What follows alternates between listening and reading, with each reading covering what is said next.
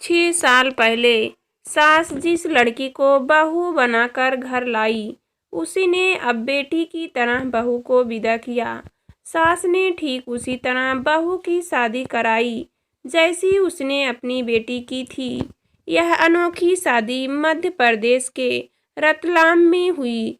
सास ससुर ने अपनी ढलती उम्र को देख अपनी बहू को बेटी की तरह पुनर्विवाह कर कन्यादान कर पूरी रीत रिवाज के साथ कर अपने घर से विदा कर दिया।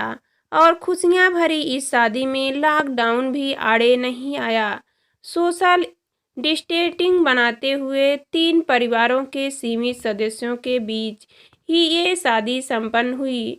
दरअसल कटुजू नगर निवासी 65 साल की सरला जौन के बेटे मोहित जौन का आष्ठा निवासी सोनम के साथ 6 साल पहले विवाह हुआ था, लेकिन शादी के 3 साल बाद ही बेटा मोहित कैंसर से पीड़ित हो गया।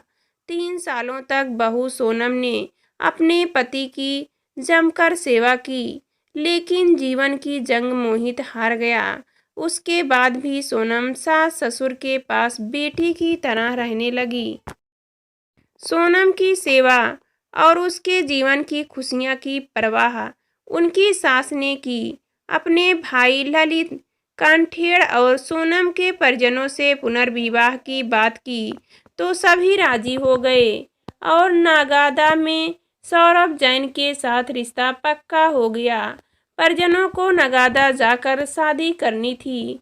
होटल भी बुक हो गया था, लेकिन लॉकडाउन होने से जब दिक्कतें आती दिखी तो मोहित के मामा ललित कंठेड़ ने प्रशासन से बात की और अपने ही घर पर ही बहू सोनम की बेटी की तरह शादी करा दी गई।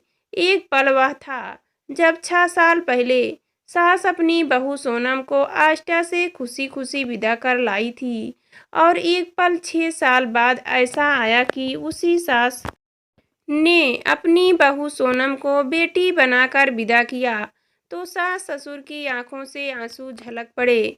इस शादी पर सास सरला जौन ने बताया कि बहू की शादी इसलिए कराई कि अब हम दोनों पति पत्नी ही रह गए थे।